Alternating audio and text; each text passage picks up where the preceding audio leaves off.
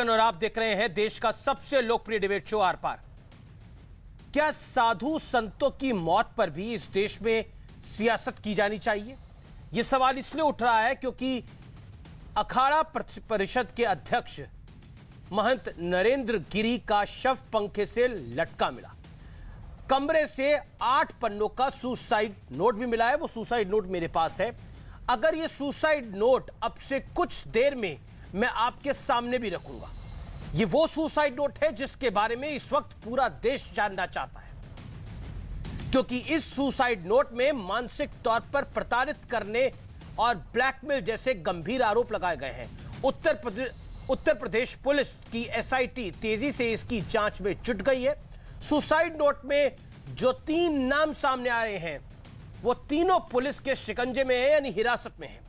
खुद उत्तर प्रदेश के मुख्यमंत्री योगी आदित्यनाथ महंत नरेंद्र गिरी के अंतिम दर्शन के लिए प्रयागराज पहुंचे और कहा कि बहुत सारे सबूत मिल चुके हैं, एक एक घटना का पर्दाफाश होगा और जो भी दोषी होगा उसके खिलाफ कड़ी से कड़ी कार्रवाई होगी, उसे कड़ी से कड़ी सजा मिलेगी। लेकिन इसी बीच कांग्रेस के रणदीप सिंह सुरजेवाला ने कहा है कि उत्तर प्रदेश भाजपा की यह कैसी सरकार है जो देश के संतों महंतों की रक्षा भी नहीं कर सकती। शिवसेना के संजय राउत कह रहे हैं कि पालघर पर तो खूब सवाल पूछे गए, तो अब योगी सरकार को भी जवाब देना होगा। इसमें कोई दो राय नहीं है कि अगर किसी की भी संदिग्ध मौत होती है तो सरकारों से सवाल पूछे जाएंगे और पूछे जाने चाहिए। लेकिन सवाल है सियासत पर, जो एक संत की मौत पर भी खुलकर सामने आ रही है। तो आज इसी पर होगी देश की सबसे बड़ी बहस, संत, मौत और सियासत। मेरा नाम डाल करके मुझे भी खत्म करने की साजिश की जा रही है।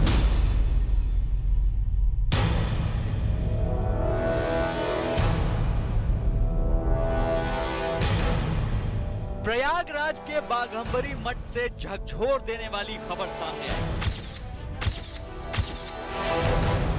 अखाड़ा परिषद के अध्यक्ष नरेंद्र गिरी का शव पंखे से लटका मिला।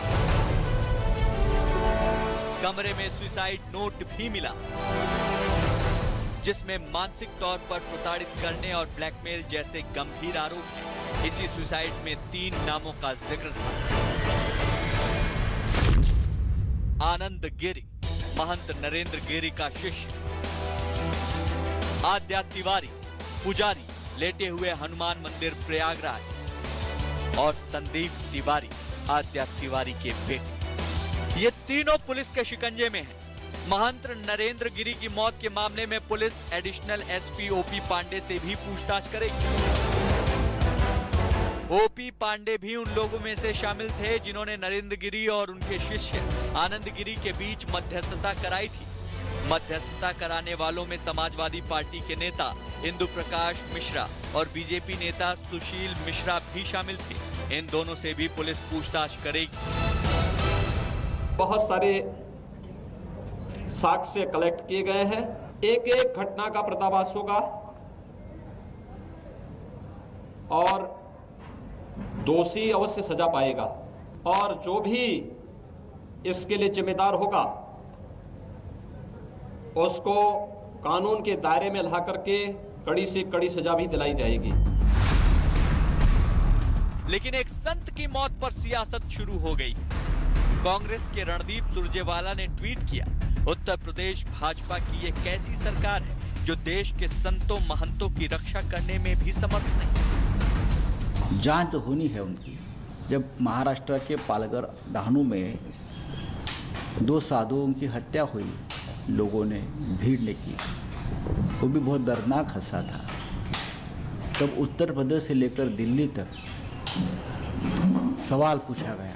बाद भी यही सवाल महाराष्ट्र पूछेगा, पूरा उत्तर प्रदेश पूछेगा और दिल्ली तक ये सवाल पूछते रहेंगे। सिटिंग जज, हाई कोर्ट माननीय सिटिंग जज से यहाँ की जांच होनी चाहिए, जिससे कि पूरी की पूरी सच्चाई सामने आए। सर, जांच में अगर सपा नेता का नाम सामने आता है तो क्या आप सपा अध्यक्ष के तौर पर समर्थन करेंगे? सरकार किसकी है? मामले की जांच के लिए एसआईटी बना दी गई। हर एंगल से जांच हो रही। खुद सीएम योगी जांच पर नजर बनाए हुए हैं। ऐसे में क्या एक संत की मौत पर सियासत? जायज है? आज इसी पर होगी देश की सबसे बड़ी बहस। और अब वक्त है आर पार के विश्लेषण का, लेकिन आज विश्लेषण में आपको मैं वो चीज दिखाऊंगा जो वाकई देश और दुनिया देखना चाहते हैं। यानी एक एक करके जो सुसाइड नोट है, उस जो तथाकथित सुसाइड नोट है, उसमें क्या कुछ लिखा गया है, क्या महत्वपूर्ण पॉइंट्स हैं, क्योंकि ये 8 पन्ने का सुसाइड नोट है। मैं इसके सब पन्ने तो आपको पढ़ के नहीं सुना सकता, लेकिन जो महत्वपूर्ण पॉइंट्स हैं उन पर जरूर मेरी नजर होगी। यानी मैं पहला पॉइंट आपको जो बताना चाहता हूं, जो कि इस समय बहुत महत्वपूर्ण है, वो ये है कि मैं नरेंद्र गिरी 13 सितंबर को आत्महत्या करने जा रहा था। आप पढ़ रहे होंगे कि मैं महंत नरेंद्र गिरी, वैसे तो मैं ये राइटिंग में आपको समझा रहा हूं, वैसे तो मैं 13 सितंबर 2021 को आत्महत्या करने जा रहा था। उसके आगे क्या लिखा जाता है, लेकिन हिम्मत, इस पॉइंट पर मैं आपको बोल रहा हूं, लेकिन हिम्मत नहीं कर पाया। आज जब हरिद्वार से सूचना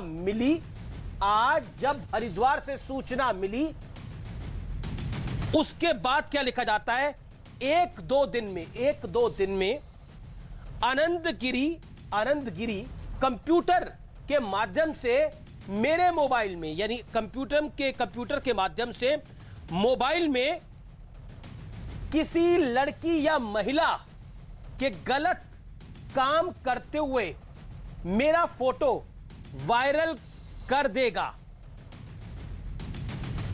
और उसके बाद वो कहते हैं, मैंने सोचा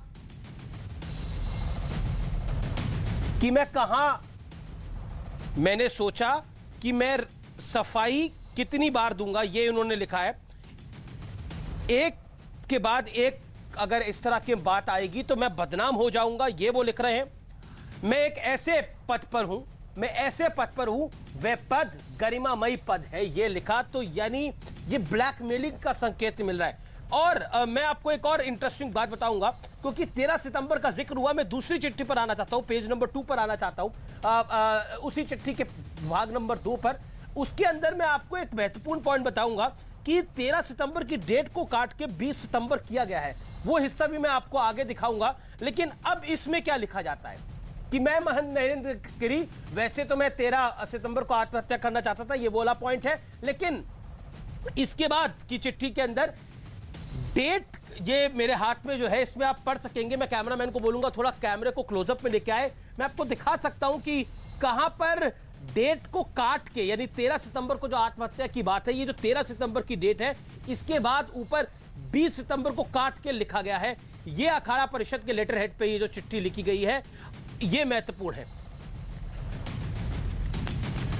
और इस चिट्ठी के एक भाग में बड़ा क्लियर कट लिखा गया है कि मेरी मौत की जिम्मेदारी आनंद गिरी, आधा प्रसाद तिवारी, संदीप तिवारी पुत्र आधा तिवारी की होगी। ये भी इस चिट्ठी के अंदर बहुत स्पष्ट रूप से लिखा गया है। प्रयागराज के सभी पुलिस अधिकारी, अब प्रशासनिक अधिकारियों से मैं अनुरोध करता हूं कि मेरी आत्महत्या के लिए इन्हें जिम्मेदार ठहराया जाए। उपरोक्त लोगों पर कानूनी कार्रवाई की जाए, जिससे मेरी आत्मा को शांति मिले। ये उसी चिट्ठी में लिखा गया है जिस चिट्ठी को मैं आपको दिखा रहा था, जहां पर 13 की डेट काट के 20 लिखी गई है। इस चिट्ठी का एक और भाग है, जिस भाग के अंदर, जिसका जिक्र मैं जरूर आज करना चाहता हूं, उसमें भी 13 सितंबर की डेट को काटा गया है। और इस पर मैंने मोस्ट इंपॉर्टेंट करके एक नोट भी बनाया है कि ये why it is most important, क्योंकि इसमें यह कहा जा रहा है कि आनंद गिरी जो था, वो कह रहा था कि आप कितनी भी सफाई दे लें, लेकिन एक बार फोटो जब वायरल हो जाएगा तो आप क्या करिएगा, कितने लोगों को अपनी सफाई दीजिएगा। तो यानी आनंद गिरी पर इस चिट्ठी की अगर हम बात करें, अगर ये चिट्ठी वाकई सुसाइड नोट है, तो इसमें आनंद गिरी जिम्मेदार है। वो कुछ या तो वो झूठ बोल रहा था इस तरह की बातें करके, या वो ब्लैकमेल करना चाह रहा था। ये बात जांच के अंदर स्पष्ट होगी। लेकिन इस समय न्यूज 18 के पास ये सुसाइड नोट है, जो कि बहुत महत्वपूर्ण है। मेरे साथ बात करने के लिए कई मेहमान इस चर्चा में जुड़ रहे हैं, लेकिन मेरे साथ साध्वी प्रज्ञा भी जुड़ेंगी, माफ करिए, साध्वी निरंजन ज्योति भी जुड़ेंगी एक्सक्लूसिवली बात करने के लिए। शर्ममणि त्रिपाठी मेरे साथ इस समय जुड़ रहे हैं, जो कि भारतीय जनता पार्टी के प्रवक्ता हैं और मीडिया सलाहकार हैं उत्तर प्रदेश के मुख्यमंत्री के। मेरे साथ अभय दुबे इस चर्चा में है, कांग्रेस पार्टी के प्रवक्ता हैं। सुनील यादव है, प्रवक्ता समाजवादी पार्टी के, एमएलसी भी हैं। मेरे साथ देवकीनंदन ठाकुर जी हैं, जाने माने कथावाचक हैं। मेरे साथ महंत राजू दास जी हैं, मुख्य पुजारी हैं हनुमानगढ़ी के। देवकीनंदन ठाकुर जी, ये वाकई स्तब्ध करने वाली खबर है जो इस समय देश के सामने आई है, लेकिन इसकी जब कड़ियां खुल रही हैं तो बहुत चीजें सामने आ रही हैं। इस सुसाइड नोट को देखकर आप क्या कहना चाहते हैं? क्योंकि इसमें लिखा गया है कि किसी उनको शक ये था, उनको डर ये था कि कंप्यूटर के जरिए आनंद गिरी उनके मोबाइल में, जैसा ऐसा हो नहीं सकता, या तो मोबाइल से उनके कोई छेड़छाड़ करे, किसी कन्या की या किसी महिला की फोटो डाल देगा और वायरल कर देगा, फिर उनकी बदनामी होगी। और वो जिस बड़े पद पर थे उनको लगता था कि उसके बाद वो सफाई भी देंगे तो इससे मर्यादा का बहुत हनन होगा, उनकी इमेज का बहुत हनन होगा, उस गद्दी की इमेज का बहुत हनन होगा जिस गद्दी पे वो बैठे थे।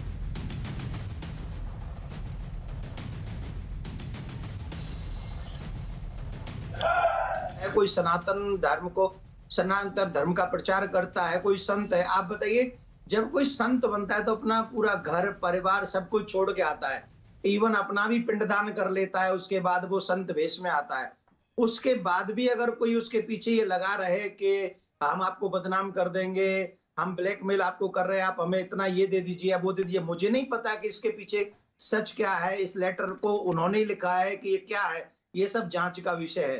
परंतु मैं आपके भी माध्यम से कहना चाहता हूं कि निश्चित हमको एक कदम ऐसा उठाना चाहिए जिससे धर्म प्रचार करने वाले साधु संत और कोई भी, उनकी सुरक्षा हो सके, उन्हें कोई ब्लैकमेल ना कर सके। निश्चित तौर पे हमारे नरेंद्र गिरी जी महाराज ने जो धर्म के लिए किया है, उन्होंने पूरा जीवन सनातन धर्म का प्रचार करने के लिए, साधु संतों को एकत्रित करने के लिए, धर्माचार्यों की सुरक्षा के लिए, उनको आगे बढ़ाने के लिए जो कार्य किया है। आज ये खबर सुनकर हमको कितना तकलीफ हो रहा है, कितना दुख हो रहा है, ये हम जानते हैं। और ये हमारा ही नहीं, पूरे सनातन धर्म की बहुत बड़ी क्षति है। परंतु उनकी जो ये इच्छा थी आखिरी कि इससे धर्म प्रचारक और जो साधु संत है उनकी सुरक्षा के लिए इस देश में कोई कानून बनना चाहिए जिससे ऐसी घटना दोबारा कोई ना हो।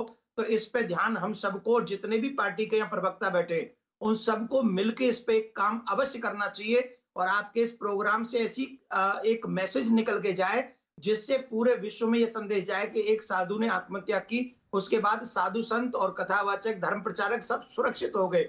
ऐसा कानून हमारे प्रदेश की सरकार बनाए। जी, मेरे साथ शलभ मणि त्रिपाठी भी हैं, मीडिया सलाहकार हैं उत्तर प्रदेश के सीएम के। मैं उनका रुख करता हूं। शलभ, आपको मेरी आवाज मिल रही है? क्योंकि आप टीवी स्क्रीन पे हमारे प्रोड्यूसर आपको दिखा नहीं रहे हैं। जी शलभ जी, लगता है शलभ के साथ भी संपर्क नहीं हो पा रहा, लगता है आज कुछ टेक्निकल दिक्कत है। शलभ, आवाज मिल रही है आपको मेरी? शलभ जी, शलभ जी, आवाज मिल रही है आपको? लगता है ऑडियो में दिक्कत है एज यूजुअल। मैं बढ़ता हूं आगे और मेरे साथ हनुमानगढ़ी के मुख्य पुजारी हैं महंत राजू दास जी। महंत राजू दास जी, देखिए, इस पूरे मामले के अंदर प्रॉपर्टी का विवाद सामने आ रहा है, ऐसा लग रहा है, या फिर ये जो पूरा मामला है इसमें किसी ने साजिश रची है। लेकिन मेरे गले से एक बात नहीं उतर रही कि इतने बड़े महंत, इतने बड़े संत आत्महत्या कैसे कर सकते हैं। मेरे गले से ये बात नहीं उतर रही कल रात से, जब से मैंने सुना है। और मैं कल रात को सो भी नहीं पाया इस बात को बार बार सोच के कि महंत नरेंद्र गिरी जो मार्गदर्शक है हम सब लोगों के, वो आत्महत्या कैसे कर सकते हैं।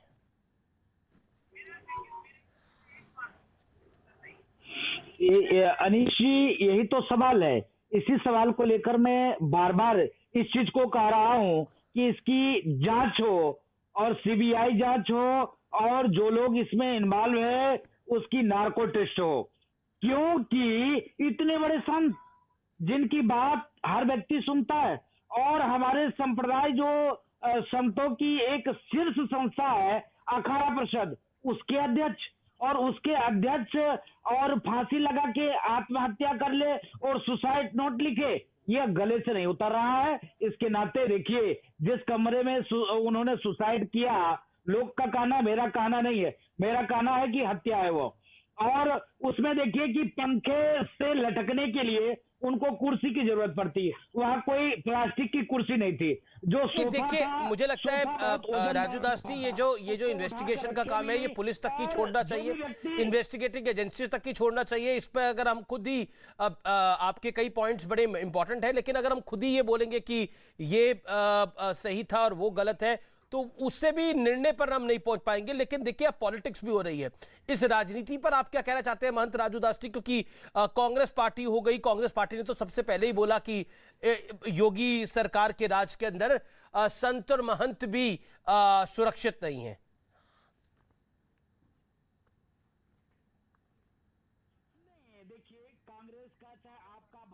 राजू दास जी तो बोलिए। अपना शुद्ध रूप से राजनीतिक रोटी सेकना शुरू कर दिए, ये बहुत गलत बात है। इस समय राजनीति नहीं होना चाहिए, क्योंकि बहुत दुखद क्षण है, दुखद घड़ी है, और उनका काम है राजनीति करना। देखिए, अगर राजनीति करना होता तो तुरंत मुख्यमंत्री नहीं पहुंच जाते, राजनीति करना होता तो एक दिन पहले केशव प्रसाद मौर्य उनके पास से दोबारा तुरंत केशव प्रसाद मौर्य नहीं पहुंच पाते, तुरंत कानून मंत्री नहीं पहुंचते। लगातार सरकार के आला अमला पहुंचा, जिन जिन लोगों के खिलाफ उस सुसाइड नोट में लिखा था उनकी फटाफट गिरफ्तारी शुरू हो गई। इसीलिए तो मैं कहता हूं ना कि लोग राजनीति ना करे, इसके नाते सीबीआई जांच और इसी के नाते ठीक है, उसमें नार्को टेस्ट हो, यही मेरा कहना है, क्योंकि बहुत गंभीर विषय है। अबे दुबे, राजनीति में तो आप 1001 विषय पर कर सकते हो, लेकिन एक साधु महात्मा महंत नरेंद्र गिरी का सुसाइड है, हत्या है, ये अभी तक सामने नहीं है, लेकिन उसको सुरक्षा व्यवस्था के साथ जोड़ देना, उनके कमरे में ये सब कुछ हुआ है। क्या आपको लगता नहीं है कि थोड़ी जल्दबाजी कर गए आप, या फिर ये आपकी एक प्लानिंग है? जैसा बात महंत राजू दास जी ने भी बोली कि इस पर इंतजार करना चाहिए था, जो मुख्य पुजारी हनुमानगढ़ी के। अमीश देवगन जी, देखिए, देश के सनातन जगत को, आध्यात्मिक जगत को आज एक बहुत अपूर्णीय क्षति हुई है। हमको समझना होगा कि अखाड़ा परिषद क्या है। आदि शंकराचार्य जी ने धर्म के प्रचार के लिए 4 पीठों का गठन किया और मठों को 13 मठों का सृजन किया कि वो धर्म की रक्षार्थ काम करेंगे।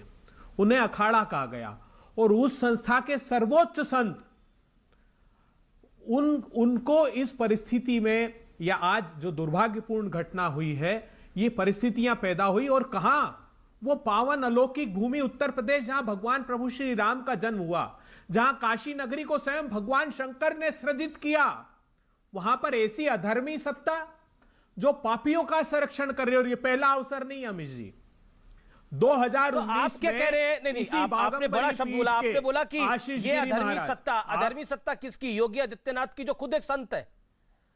एक अधर्मी सत्ता है जो कि पापियों का संरक्षण कर रही है। किस पापी का संरक्षण किया गया, आप मुझे बताइए, किस पापी का संरक्षण किया गया?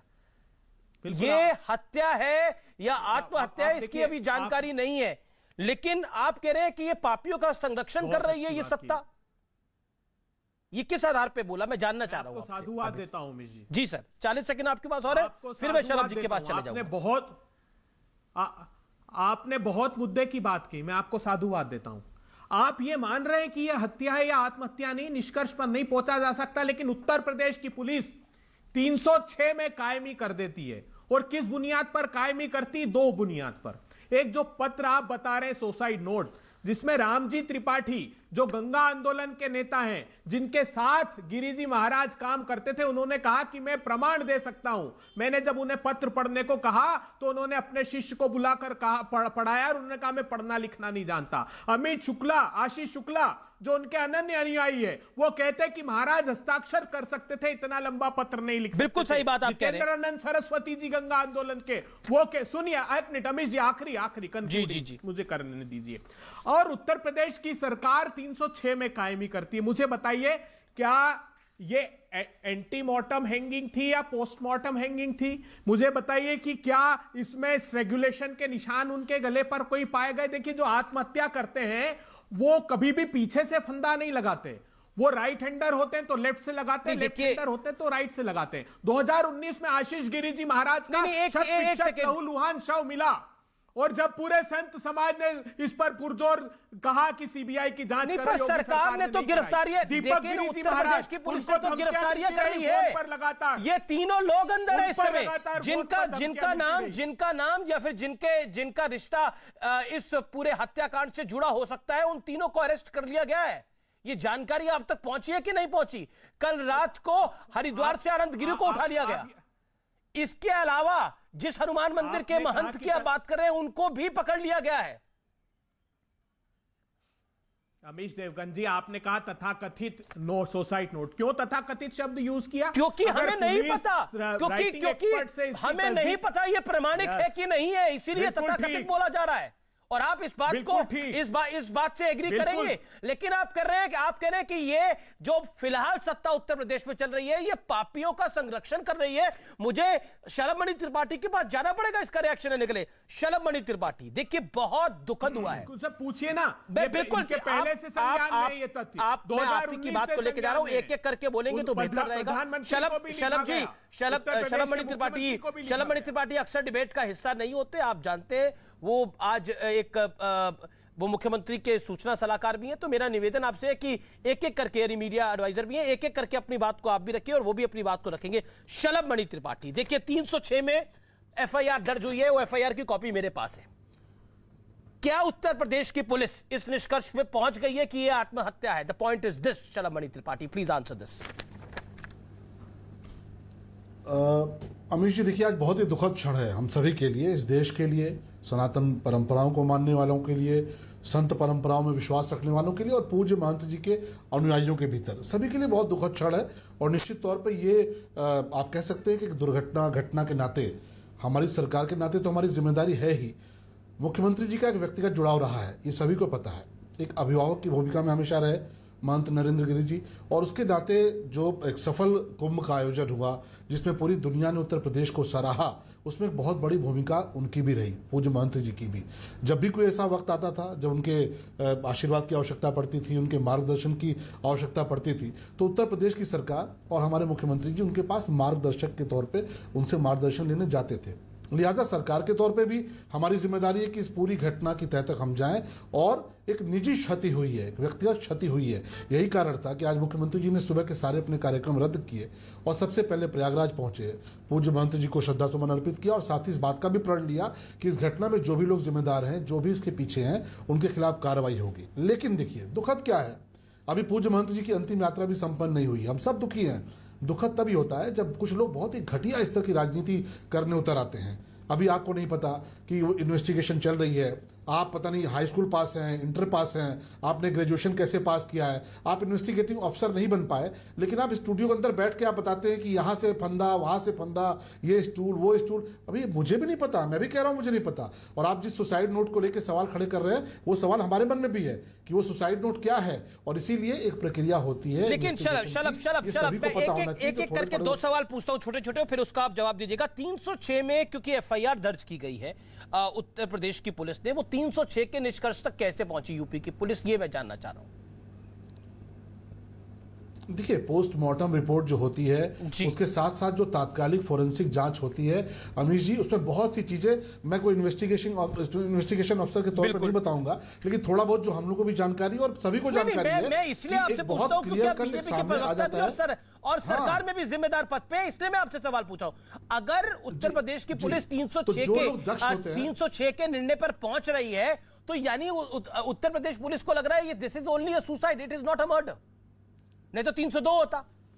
बिल्कुल, मैंने कहा कि जो लोग इन्वेस्टिगेशन के दक्ष होते हैं, जिनका काम ही इन्वेस्टिगेशन होता है, जिनको इस बात की ट्रेनिंग दी जाती है, वो लोग जब मौके पर पहुंचते हैं और तमाम जो सुसाइड की घटनाएं होती हैं उनमें क्या मुकदमा किस तरह दर्ज किया जाता है, इसी प्रकार दर्ज होता है।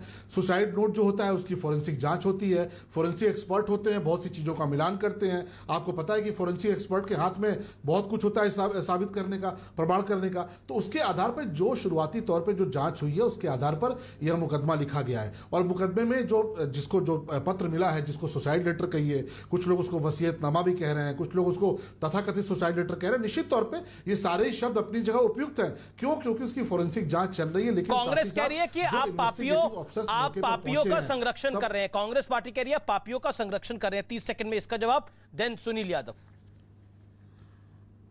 देखिए मैंने कहा ना कि देखिए पता नहीं कोई हाई स्कूल पास है, इंटरमीडिएट पास है, ग्रेजुएट है, क्या है, किसी को बैठ के आज इस दुखद घटना पे किसी को क्या संज्ञा दे रहा है, इस पर मुझे कुछ नहीं कहना। लेकिन मैं तो सिर्फ इतना कहना चाहूंगा कि पाल घर में दिन दहाड़े पुलिस की जो सुरक्षा में संत मारे गए, उनको जो लोग अभी तक उनको न्याय न दिला पाए हों, और जो हत्यारों के साथ खड़े हैं, पापी दरअसल वो हैं।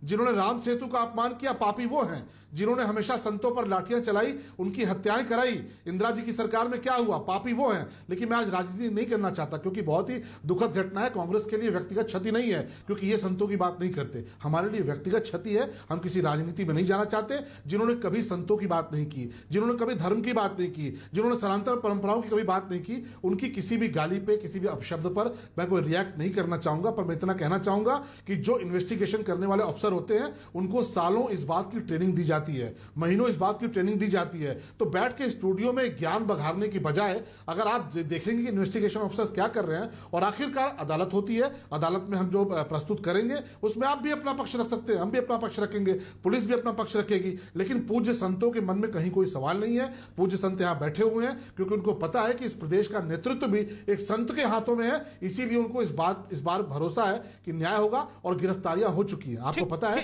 कि जैसे ही घटना हुई है, मुश्किल से 2 घंटे के भीतर लोग गिरफ्तार होने शुरू हो गए थे। बहुत से लोग कस्टडी में हैं। जो भी जिम्मेदार होगा उसको कड़ी सजा भुगतनी पड़ेगी। मैं इस बात को यहां पे कह के जा रहा हूं।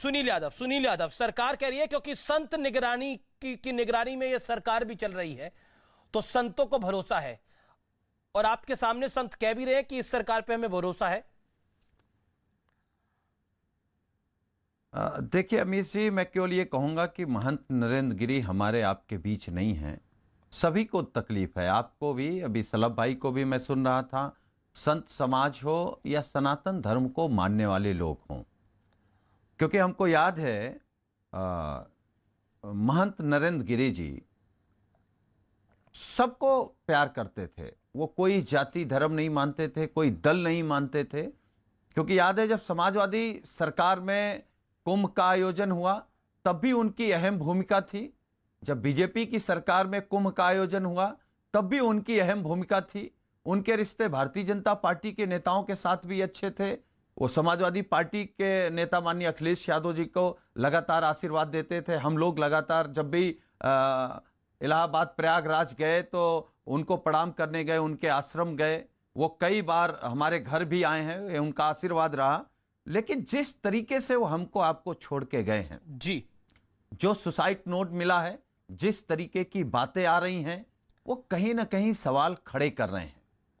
क्योंकि सवाल इसलिए खड़े कर रहे हैं, क्या वो संत जो एक दिन पहले टीवी पर देखे जाते हैं कि मुस्कुराते हुए, एक दिन पहले तो तनाव में नहीं दिखे। उप मुख्यमंत्री जी साथ में थे, एक चैनल के कार्यक्रम में थे, तो अगर वो तनाव में नहीं दिखे, सुसाइड नोट है, एक तरफ ये कहा जा रहा है कि सिग्नेचर करने के अलावा लिख नहीं सकते थे, तो कई सवाल खड़े हो रहे हैं। और सवाल सिर्फ ये नहीं जो आप कह रहे थे कि वो 3 लोग जिनका सुसाइड नोट में नाम है उन्हें गिरफ्तार कर लिया गया, हो सकता है इसके अलावा भी लोग हों उस साजिश में। तो ये सुसाइड है या हत्या है, यही जांच का विषय है। इसीलिए समाजवादी पार्टी के राष्ट्रीय अध्यक्ष आदरणीय अखिलेश यादव जी ने कहा है कि सिटिंग जजों की कमेटी अगर नहीं, वो जांच बिल्कुल करे, लाजमी बात है तो कि पूरा सिटिंग देश जज की जानना कमेटी चाहता है। जांच करे। लेकिन देखिए, मेरे पास 2 बयान है। जांच, अखिलेश जी का जो बयान है वो मेरे सामने है। जांच हाईकोर्ट का सिटिंग जज से करानी चाहिए, पूरा देश सच्चाई जानना चाहता है, और इसमें कोई दो राय नहीं है कि पूरा देश सच्चाई जानना चाहता है। जो अखिलेश जी ने लिखा है वो सही लिखा है कि पूरा देश सच्चाई जानना चाहता है। लेकिन हम देख रहे हैं कि इस पे पॉलिटिक्स भी हो रही है, क्योंकि ये कहना कि बीजेपी की उत्तर प्रदेश की में कैसी सरकार है जो संतों महंतों की रक्षा नहीं कर पाती। क्या लगता है आपको, ये इस समय जब अंत्येष्टि भी नहीं हुई है, समाधि भी नहीं ली है महंत नरेंद्र गिरी ने, इस तरह के वक्तव्य कहना क्या जायज है जो कांग्रेस पार्टी ने कहा? देखिए अमीश भाई, जब अगर किसी भी राज्य में कोई घटना होती है, दुर्घटना होती है, उस समय की जो सरकार होती है उस पर सवाल खड़े होते हैं। बिल्कुल। अगर योगी जी के मुख्यमंत्री रहते, एक वो संत जो सबके लिए पूजनीय थे, योगी आदित्यनाथ जी भी उनसे सलाह लेते थे, समाजवादी पार्टी के नेता माननीय अखिलेश यादव जी भी उनसे सलाह लेते थे, दूसरे लोग भी लेते रहे होंगे, अधिकारी बहुत संपर्क में थे, पत्रकार साथी संपर्क में थे। क्या जिसका इतनी पहचान हो, वो एक छोटे से डर के कारण सुसाइड कर लेगा? जो दूसरों का हौसला हो उसका हौसला इतनी जल्दी टूट जाएगा? यही सवाल है। इसीलिए हमारे नेता ने कहा कि पूरा देश जानना चाहता है कि आखिर अबे जी सच्चाई हाथ क्या खड़ा थी। कर रहे हैं वो कुछ अबे जी आपका इतिहास संतों के साथ नहीं रहा है, बीजेपी कह रही है कि तो आप क्या संत के इंसाफ की बात करेंगे? अबे दुबे जी। अमीश देवगन जी, कांग्रेस पार्टी के इतिहास पर नहीं चर्चा है। आज हम सब मर्म आहत हैं कि हमारे देश के सर्वश्रेष्ठ सर्वोच्च संस्था के संत हमारे बीच में नहीं है। मैं सिर्फ दो बातें रखना चाहता हूं। आपने बार बार पूछा शलभ मणि जी से कि बताइए 306 का मुकदमा क्यों दर्ज किया। उन्होंने दो वक्तव्य दिए। एक कहा कि हमें उस खुद ने संशय व्यक्त किया जो सुसाइड नोट है, और दूसरा पोस्टमार्टम की बात की। पोस्टमार्टम तो अभी मेरे ख्याल से हुआ नहीं, उसकी रिपोर्ट नहीं आई। और जब सुसाइड नोट पर खुद संदेह कर रहे हैं तो फिर 306 का दर्ज मुकदमा कैसे किया? क्या ये बताइए, आशीष गिरी महाराज जी की हत्या नहीं की मौत नहीं हुई इसी परिस्थिति में, संदिग्ध परिस्थिति में 2019 में जब सभी संतों ने आग्रह किया था? तब अगर योगी आदित्यनाथ जी सख्ती से इस मामले का संज्ञान लेते, क्योंकि उन्हें भी चिट्ठी लिखी गई, प्रधानमंत्री जी को भी चिट्ठी लिखी गई, इसी निरंजनी अखाड़े के दीपक गिरी जी महाराज को फोन पर बार बार हत्या की धमकी दी गई, तो मैं अपेक्षा कर रहा था कि योगी आदित्यनाथ जी संज्ञान लेते, तो आज हमको ये दिन देखना नहीं पड़ते। हमारे संत महंतों को संरक्षण देना इस सत्ता का नैतिक दायित्व है, और ये हमारी सनातन सत्ता का मार्ग प्रशस्त करने वाले संत हैं। तो फिर कैसी सरकार है? इसीलिए मैं कहता हूं कि जिस भूमि को भगवान शंकर ने सृजित किया, भगवान प्रभु श्री राम की जन्म की ठीक है, शलभमणि जवाब। देवकीनंदन ठाकुर जी भी हाथ खड़ा कर रहे हैं, उनका भी मैं रुख करूंगा। शलभमणि जी जवाब। देखिए, मुझे लगता है कि थोड़ी बहुत बेसिक जानकारी तो हर किसी व्यक्ति को होनी चाहिए। एफआईआर क्या होती है? First information report. मेरे पास एफआईआर कॉपी पड़ी है। इसमें अगर आप देखेंगे, वादी का नाम अमरगिरी पवन महाराज, जो कि पूज्य महाराज जी के उनके शिष्य में से हैं, उनके करीबियों में से हैं। जो पहली इंफॉर्मेशन आती है उसके आधार पर मुकदमा दर्ज किया जाता है। वो एफआईआर जो घटनास्थल के पास जो होता है, जो उसका प्रत्यक्षदर्शी होता है, वो लिख कर देता है। पुलिस थोड़े एफआईआर बनाती है। इसमें अगर वादी पुलिस है तो आप दिखाइए कहां पर वादी पुलिस है।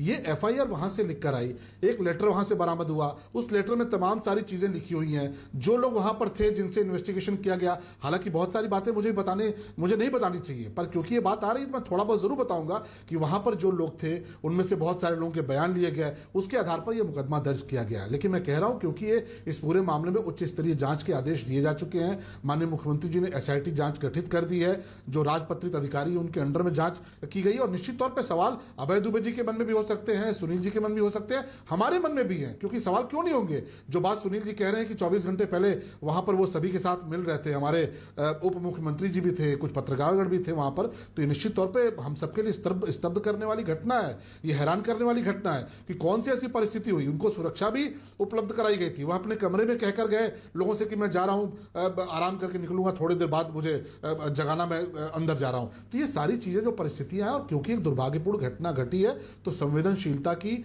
और एक आपसे शालीनता की अपेक्षा रहती है। क्योंकि एक पूज्य संत का आज उनका एक देहावसान हुआ है, अभी उनकी अंतिम यात्रा भी संपन्न नहीं हुई है। और ऐसे में तब, जबकि मैं अपने आप को मानता हूं कि भाई इन्वेस्टिगेशन के तौर पर मैं अपने आप को अनपढ़ मानता हूं, मुझे इन्वेस्टिगेशन का क्या अधिकार करने का या उस पर बोलने का, लेकिन हां, जो तथ्य हैं उन तथ्यों के आधार पर जांच हो रही है। जो इसके दक्ष लोग हैं, जो एक्सपर्ट हैं, जिनको सालों साल महीनों इस बात की ट्रेनिंग दी जाती है, वो जब अपनी इन्वेस्टिगेशन रिपोर्ट दे देंगे, आपको शक सुबह होगा, उस पर सवाल खड़े कीजिएगा। माननीय अदालत सर्वोपरि है, वहां पर जाइएगा। हो सकता है कि आप उनसे बेहतर इन्वेस्टिगेशन कर सकते हो। अगर आपको ऐसा लगता है कि आप इन्वेस्टिगेशन कर सकते हैं, जाइए, आपको भी इन्वेस्टिगेशन करनी चाहिए। लेकिन जिनको एक संविधान ने इस बात का अधिकार दे रखा है, जिनको हमारी तमाम सारी जो भारतीय दंड विधान की धाराएं हैं, जिनको अधिकार है, 40 सेकंड में जवाब, आपसे अपील है उनको जांच करनी 40 सेकंड में जवाब। फिर उसके बाद मेरे साथ बाकी गणमान्य मेहमान भी बने हुए हैं, बाकी भी संत महंत बने हुए हैं, उनके पास भी मुझे जाना है। जी अबे जी। देखिए अमीश जी, ये हम सबका, प्रतिपक्ष का नैतिक दायित्व है कि हम सत्ता का मार्ग प्रशस्त करें, और प्रथम दृष्टया जो रोष समूचे संत समाज में है, हम उसी को परिलक्षित कर रहे हैं। मैंने फिर कहा, मैं कोई भारतीय जनता पार्टी कांग्रेस की सरकार के संदर्भित विषय में बात नहीं कर रहा हूं शलभ मणि जी, लेकिन एक बार जो राज्य की सरकार दिशा तय कर देती है, उसी तय दिशा में पुलिस प्रशासन आगे बढ़ता है। अगर ये प्रथम दृष्टिया मान लिया गया कि आत्महत्या है तो विश्वास मानिए हम न्याय तक नहीं पहुंच पाएंगे, हम न्याय के समीप भी नहीं जा पाएंगे। जो पिछले दिनों हुआ जिससे समूचा संत समाज आक्रोशित था, आशीष गिरी जी महाराज, वो पुनरावृत्ति ना हो। हमने अपने बहुत बड़े संत को खोया है और हम अपेक्षा कर रहे हैं कि ठीक है शलभ 10 सेकंड देना चाहिए। देन देवकीनंदन ठाकुर जी, शलभ 10 second, then Devkinandan Thakur ji. Okay शलभ 10 सेकंड्स। नहीं अभय दुबे जी, मुझे लगता है कि यहाँ के संत समाज को यहाँ के मुख्यमंत्री पे, और जो कि खुद ही एक पीठ के मानते हैं, उन पर पूरा भरोसा है। आज से हाथ जोड़ के अनुरोध है, यह जो घटना हुई है पूज्य महंत जी के कमरे के अंदर हुई है, लेकिन जो पाल घर में हमारे साधु संत खुलेआम आपकी पुलिस की अभिरक्षा में मारे गए, जरा भी अगर आप नैतिकता हो पहले उनको न्याय दिला दीजिए, क्योंकि उत्तर प्रदेश के ही रहने वाले हैं, वह भी पूर्वांचल के रहने वाले हैं। पुलिस अभिरक्षा में मारे गए, पीट कर मारे गए, तो पाल घर पे जाकर जरा ट्वीट करिए, राहुल जी से भी बोलिए, प्रियंका जी से भी बोलिए, और अगर नैतिकता बची हो तो उसकी जांच करिए, कार्रवाई करिए, बजाय इसके कि इस तरह की घटिया सियासत करने के। यहाँ के पूज्य महंतों को, पूज्य संतों को, यहाँ की सरकार पर भरोसा है, क्योंकि आज उत्तर प्रदेश सरकार का नेतृत्व भी एक संत के हाथों में है, और इसीलिए उनके अंदर इतनी संवेदनशीलता है कि अपने सारे काम को किनारे हटकर वो सीधे प्रयागराज पहुंचे हैं, श्रद्धा सुमन अर्पित किए हैं, लेकिन साथ ही मुख्यमंत्री का फर्ज भी निभाया है। इसमें कार्रवाई होगी, जो लोग भी दोषी हैं, जो लोग भी जिम्मेदार हैं, उनके खिलाफ कार्रवाइयां शुरू हो चुकी हैं। देवकीनंदन ठाकुर जी, बार सवाल आ रहा है कि सरकार पे भरोसा नहीं है, सरकार पे भरोसा नहीं है, सरकार लीपापोती कर सकती है जैसा कांग्रेस पार्टी बोल रही है या फिर विपक्ष बोल रहा है, क्या कहना चाहते हैं देवकीनंदन ठाकुर जी? अमीश जी, देखिए, आप इन पार्टी के लोग तो हर दिन आपके साथ में आते हैं और हर दिन आपके साथ वार्तालाप करते हैं, पर मैं आपसे एक बात कहना चाहता हूं, साधु संत चाहे पालघर में मरे, चाहे उत्तर प्रदेश में मरे, और चाहे किसी भी प्रदेश में मरे, दिल्ली में मरे या केरल में मरे, उत्तर प्रदेश में नहीं पूरे विश्व में, भारत में नहीं पूरे विश्व में भी कहीं अगर साधु के साथ ऐसा अन्याय होता है तो वो अकेला साधु नहीं मरता, भारतीय संस्कृति सनातन मरता है। तो मैं इन तीनों जो यहाँ प्रमुख पार्टियां बैठी हैं उनसे मैं एक निवेदन करूंगा, साधु की हत्या को या सुसाइड को राजनीतिकरण न किया जाए। पर एक बात मैं इन लोगों के माध्यम से आज इन तीनों पार्टियों के लोगों से एक बात पूछ लीजिएगा, आज नरेंद्र गिरी जी के सुसाइड के बाद या तथाकथित सुसाइड के बाद क्या हम ये पार्टियां, तीनों की तीनों पार्टियां ये वचन देंगी कि कोई ना कोई कानून ऐसा लाया जाएगा जिससे आगे साधु संत धर्म प्रचारकों को ऐसा फेस नहीं करना पड़ेगा जिससे सनातन धर्म को नुकसान हो? बजाय हम लोग राजनीतिक बातें करने के, हमें सनातन धर्म की सुरक्षा करने की तरफ कदम बढ़ाना चाहिए। चाहे पालघर हो, चाहे उत्तर प्रदेश हो, चाहे कहीं भी हो, साधु नहीं मरता, पूरी सभ्यता मरती है। साधु अपना घर परिवार सब कुछ छोड़कर निकलता है, और जिसने सनातन धर्म, एक और बात समझ लीजिए, पूरे हमारे भारत की जितनी भी संस्कृति है, कोई भी क्षेत्र ऐसा नहीं है जो समाज के लिए जीता हो। साधु धर्म प्रचारक ही ऐसे लोग हैं जो समाज के लिए जीते। सुनील यादव कुछ कहना चाह रहे हैं, वो अपना हाथ खड़ा करें। सुनील यादव बोलिए। मेरे साथ साध्वी निरंजन ज्योति केंद्रीय मंत्री कुछ देर में जुड़ रही हैं, अगले 50 सेकंड के अंदर। सुनील जी बोलिए। नहीं, मैं देवकीनंदन जी को सुन रहा था। देवकीनंदन जी की बात से मैं सहमत हूं कि यह सच है कि जो साधु संत हम लोगों को दिशा दिखाते हैं, जीवन जीने की शैली बताते हैं, जो धर्म का रास्ता और धर्म का संदेश देते हैं, अगर उनको सुसाइड करना पड़ रहा है या उनकी हत्या हो रही है, वो उत्तर प्रदेश में हो रही, कहीं हो रही हो, तो वो दुखद है। और ये सवाल इसीलिए मैं कह रहा था कि आपने कहा कि जब संत कोई मरता है, मारा जाता है या सुसाइड करता है, तो पूरी सभ्यता या जो सनातन धर्म है उसको क्षति होती है। तो ये क्षति उस प्रदेश में हुई है जिस प्रदेश के मुखिया योगी आदित्यनाथ जी हैं, जो खुद संत हैं। तो इसलिए बुरा मत मानिए सरकार में बैठे लोग, लेकिन सरकार पर यह सवाल है और सरकार को निष्पक्ष जांच करके किसी को बचाने की जरूरत नहीं है। सुनील यादव की बात कर 30 सेकंड में जनाब जवाब। तो ये सरकार के लिए बड़ी चुनौती है। नहीं, बिल्कुल बुरा मानने की बात नहीं है। सरकार के नाते भी हमारी जिम्मेदारी है, हमारा दायित्व है। सकारात्मक विपक्ष के नाते आपका सवाल उठाने का भी अधिकार है, लेकिन सिर्फ इतनी सी बात है, मैं सिर्फ इतना कह रहा हूं कि सिर्फ सरकार नहीं, मुख्यमंत्री जी का, हमारे सनातन धर्म का, हम सबका व्यक्तिगत नुकसान भी है। तो ठीक है, हम सरकार में बैठे हैं तो इसको सिर्फ सरकारी दायित्व न माना जाए, हमारा व्यक्तिगत दायित्व भी है कि हम इस घटना जी मेरे साथ साध्वी निरंजन ज्योति इस समय जुड़ रही है एक्सक्लूसिवली बात करने के लिए। मैं सीधा उनका रुख कर सकता हूं, वो प्रयागराज से वापस आ रही है और बीच रास्ते में वो रुक कर हमारे साथ हमारे कार्यक्रम में जुड़ रही है। साध्वी जी, आपका अभिनंदन है। आज का दिन वाकई बहुत दुखद है क्योंकि महंत नरेंद्र गिरी जी, साध्वी जी आपको मेरी आवाज मिल रही है? साध्वी निरंजन ज्योति जी, आपको मेरी आवाज मिल रही है? जी, लगता है कनेक्शन मुझे लगता है नहीं हो पा रहा। साध्वी जी, आवाज मिल रही है आपको मेरी? मिल रही है, आवाज मिल रही है आपकी? जी मैडम, जी जी जी जी जी, अब आपकी आवाज मुझे भी आ रही है। आप मिल रही है, आपकी मिल रही है मुझे। जी जी, साध्वी निरंजन ज्योति जी, आप वहां से होके आई हैं? मिल रही है जी जी, लेकिन मेरे दिल में, मेरे मन में कल रात से एक सवाल कौंध रहा है जी। जो महंत समाज को, धर्म को, देश को अपना दृष्टिकोण देता हो, हंसता मुस्कुराता हुआ चेहरा और सबकी विपत्तियों में उसके साथ खड़ा हो, वो महंत सुसाइड, आत्महत्या कैसे कर सकता है?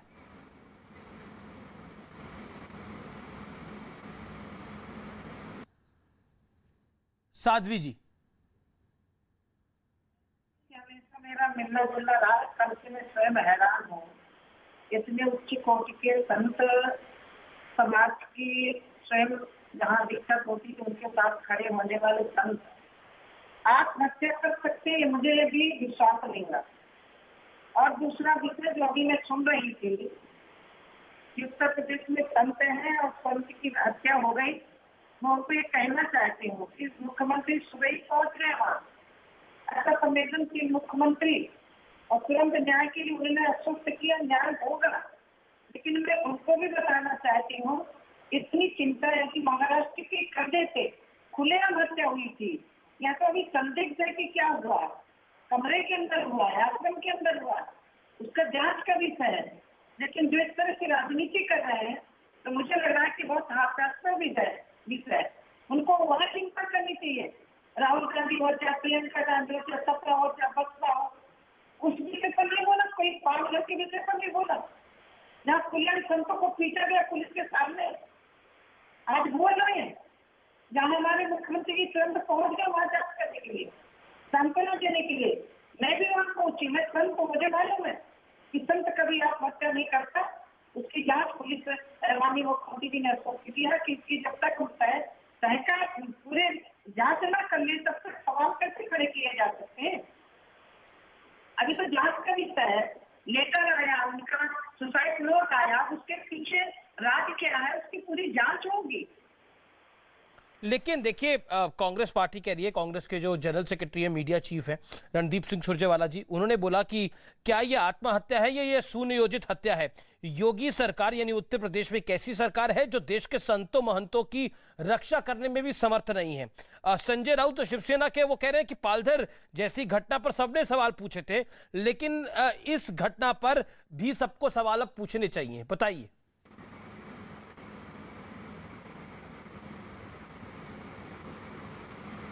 नहीं, मैं हैरान हूँ कांग्रेस के प्रवक्ता से और शिवसेना के प्रवक्ता से।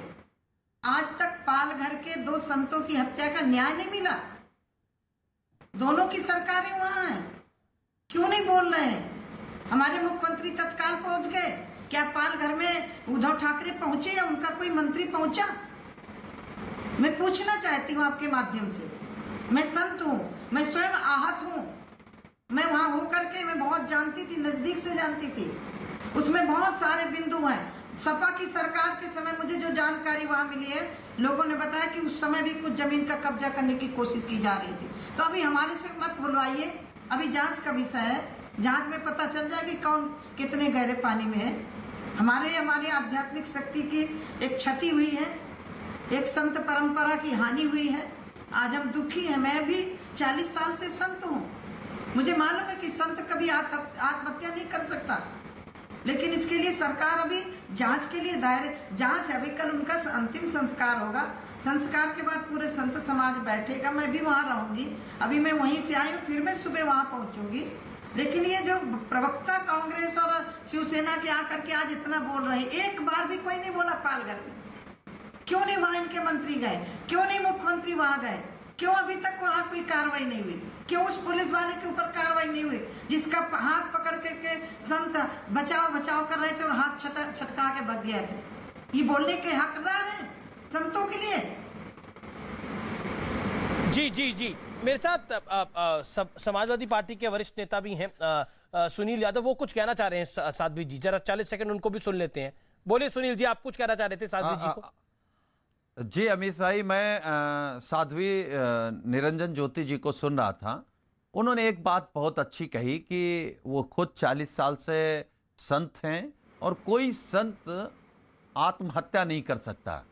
इसका मतलब है साध्वी जी का कहने का तात्पर्य साफ हो गया है कि ये हत्या है। हम नहीं कह रहे हैं, मैं तो साध्वी जी को सुन रहा था। उन्होंने कहा कोई संत नहीं, उन्होंने कहा कि सुसाइड नहीं कर सकता कोई संत। अगर वो सुसाइड नहीं है तो क्या है, यही हम जानना चाह रहे हैं। साध्वी जी जवाब, साध्वी जी जवाब।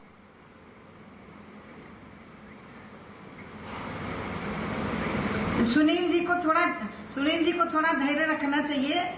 तो ये भी कहीं ना कहीं कांग्रेस और सबके सहयोगी रहते हैं। पालघर के मामले में एक बार भी नहीं बोले। मैं पूरा न्यूज देखती हूँ, आपको भी सुनती हूँ। धैर्य रखिए, अभी कल अंतिम संस्कार होने दीजिए। दूध का दूध, पानी का पानी होगा। मेरे मुख्यमंत्री जी पूरे पारदर्शिता से काम करेंगे, आप चिंता मत करिएगा। ये कांग्रेस सपा बसपा की सरकार नहीं है, ये भारतीय जनता पार्टी की सरकार है। देखिए, भारतीय जनता पार्टी की सरकार है, इसीलिए संतों को आत्महत्या करनी पड़ रही है। क्या आप ये कहना चाह रही हैं? ये आरोप ये लगा रहे हैं साध्वी जी क्योंकि योगी जी खुद महंत हैं, उनके शासन में ऐसा हो रहा है।